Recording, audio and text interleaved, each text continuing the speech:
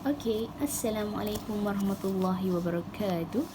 Okey, untuk video seterusnya adalah soalan daripada Puan H dari Penang melalui WhatsApp.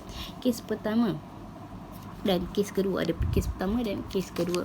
Kes pertama, sekiranya wanita meninggal dunia, waris ialah suami, dua anak perempuan, ibu dengan dua orang saudara seibu sebapa lelaki iaitu abang kandung. Suami akan dapat 1/4 disebabkan adanya anak. Arwah ini mempunyai anak.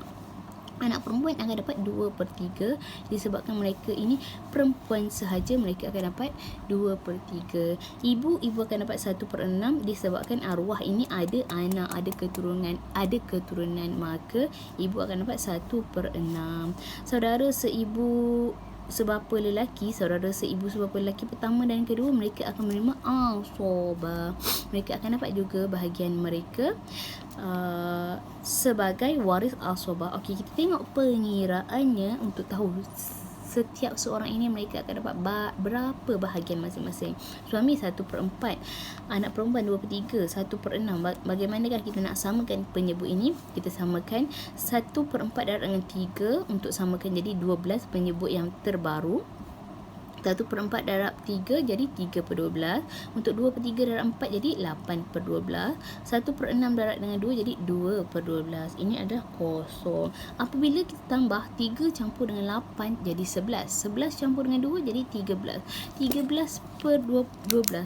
Jadi pengangka lebih besar daripada penyebut ini tidak mungkin akan berlaku. Ini dipanggil masalah aul.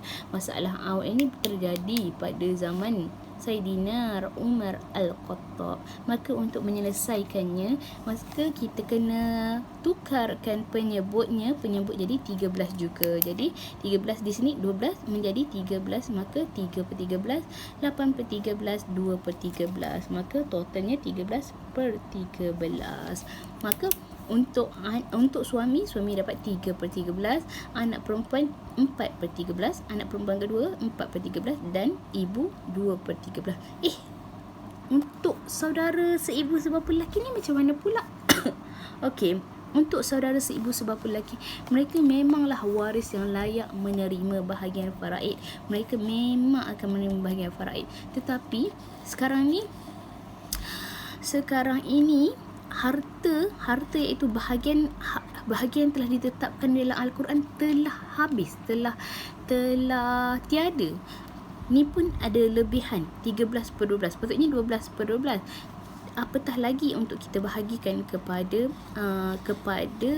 saudara kandung lelaki ini, sebab kita dah tak ada kadar, kita dah tak ada harta pusaka yang ingin dibahagikan kepada abang kandung ini.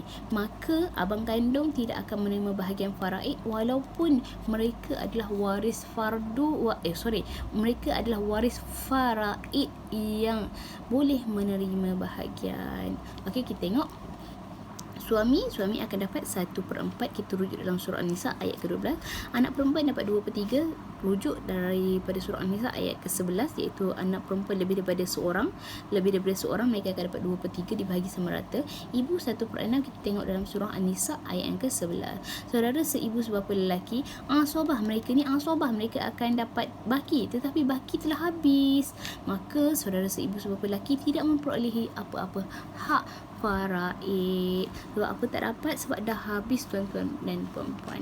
Okey, kita tengok kes yang kedua daripada soalan ini juga.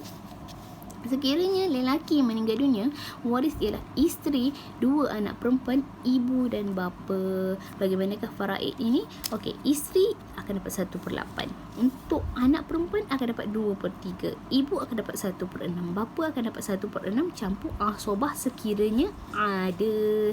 Sekiranya ada baru bapa akan dapat asobah.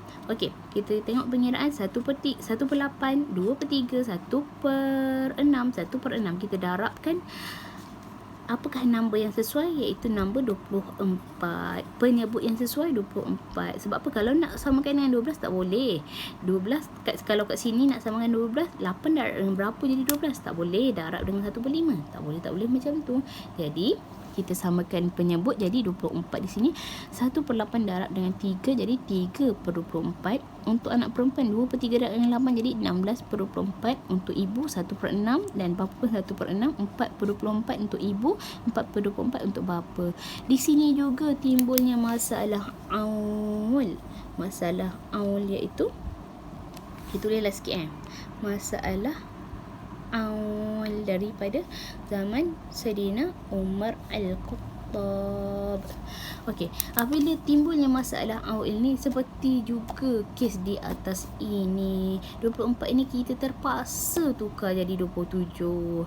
24 kita tukar jadi 27, maka untuk isteri dapat 3/27, untuk anak perempuan dapat 8/27, anak perempuan yang kedua pun 8/27, untuk ibu 4/27, bapa 4/27.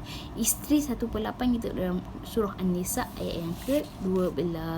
Untuk anak perempuan akan dapat 2/3, kita tengok dalam surah An-Nisa ayat yang ke-11. Untuk ibu dapat 1/6, kita tengok dalam surah An-Nisa tak nampak ya, minta maaf ya, minta maaf. Okey, isteri 1/8 kita tengok daripada surah An-Nisa ayat yang ke-12. Anak perempuan dapat 2/3 sebab mereka lebih daripada seorang. Kita tengok dalam surah An-Nisa ayat yang ke-11.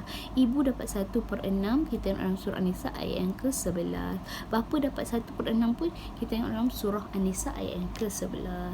Okey. Untuk kes ini Allah juga yang lebih mengetahui kebenarannya. Semoga ia bermanfaat dan memberi faedah kepada sesiapa yang memerlukan. Assalamualaikum warahmatullahi wabarakatuh.